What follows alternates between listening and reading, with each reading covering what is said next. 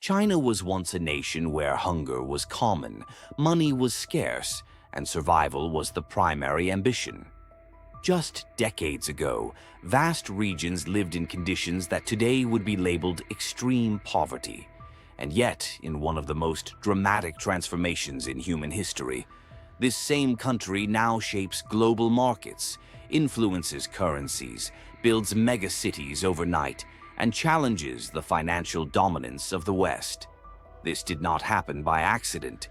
It was not luck, and it was certainly not sudden.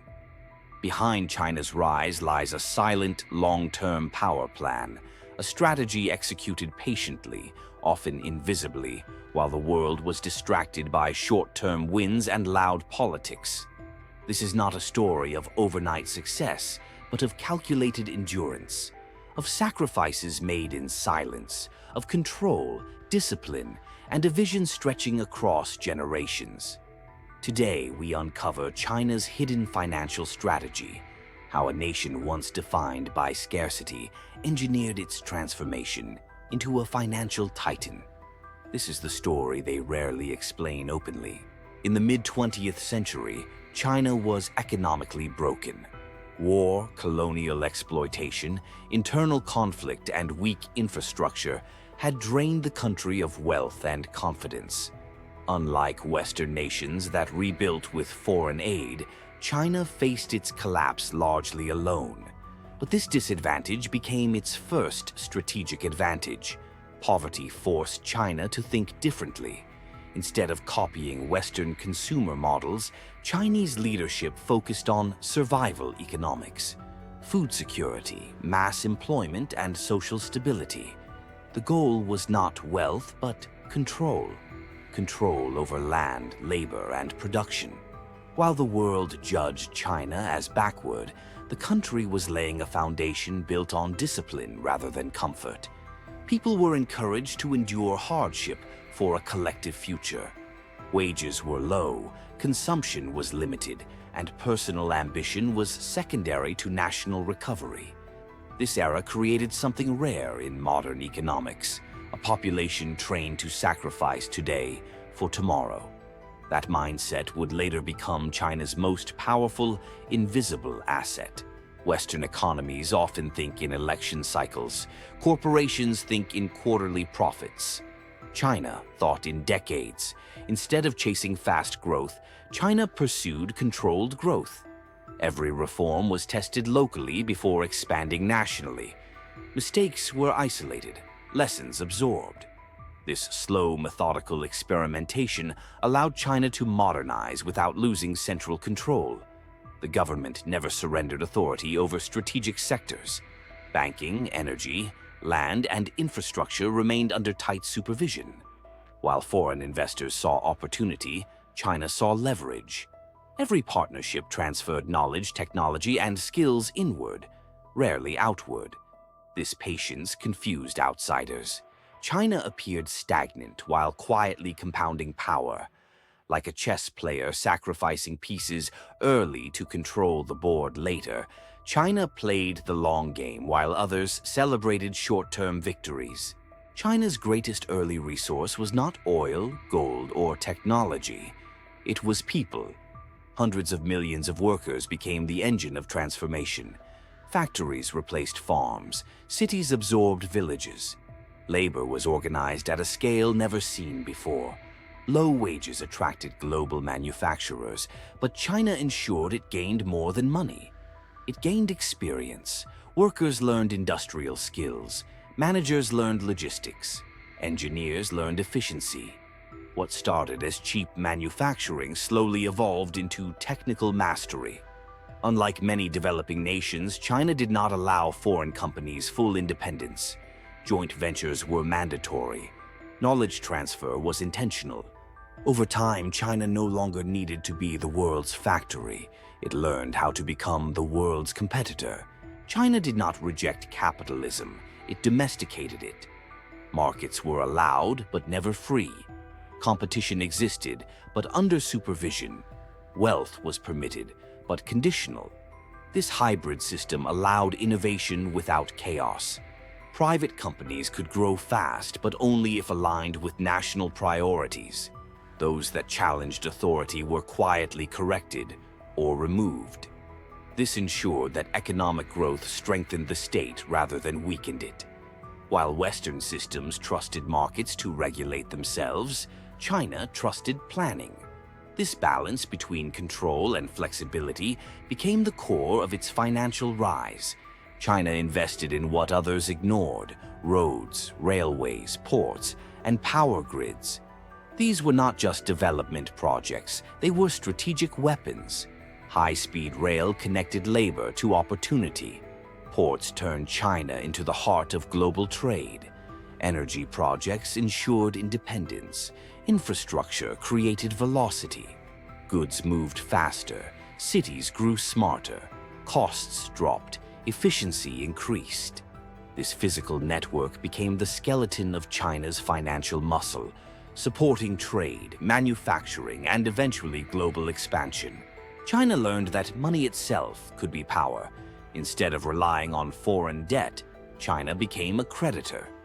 Through loans, investments, and development projects abroad, it exported capital strategically. These deals were not charity. They created dependence, influence, and access. While others offered aid with conditions, China offered infrastructure with quiet expectations.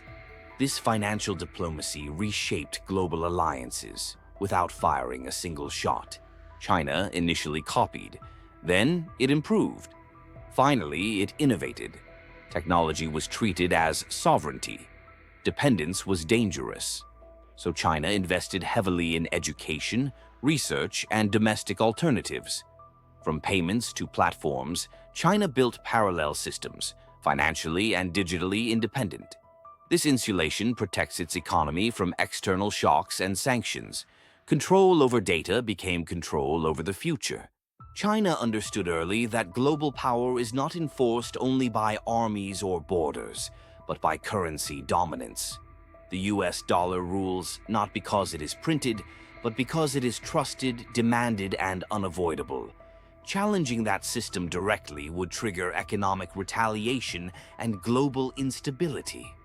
China chose a quieter path. Instead of attacking the dollar, China began reducing its own dependence on it.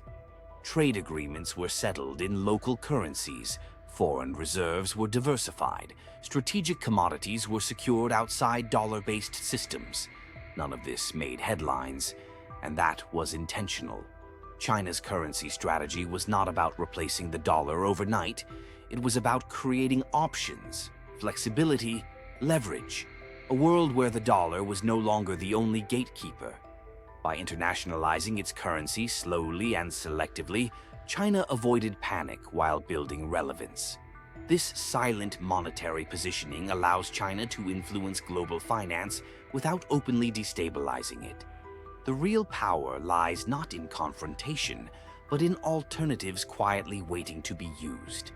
Economic freedom is often celebrated as the engine of innovation, but China viewed unchecked freedom as a source of volatility. Speculation, bubbles, and sudden collapses destroy long-term planning. China chose discipline instead. Savings were culturally encouraged. Excessive consumer debt was restrained. Financial markets were monitored closely. When speculation threatened stability, intervention was swift and unapologetic. To outsiders, this looked restrictive. To China, it looked responsible. This discipline limited individual financial expression but protected collective momentum. Growth became predictable. Crises were contained. Long-term projects could continue uninterrupted. China's model sacrificed short-term excitement for long-term endurance. While other economies surged and crashed in cycles, China aimed for steady accumulation. In its system, stability was not a side effect of growth. It was the priority. And that stability became a competitive advantage. China rarely explains its strategy to the world. It doesn't need to. Public declarations invite resistance. Silence invites underestimation. While other powers announce intentions, China focuses on execution. Projects move forward quietly. Agreements are signed discreetly. Influence expands without triggering alarm. By the time patterns become visible, they are already embedded.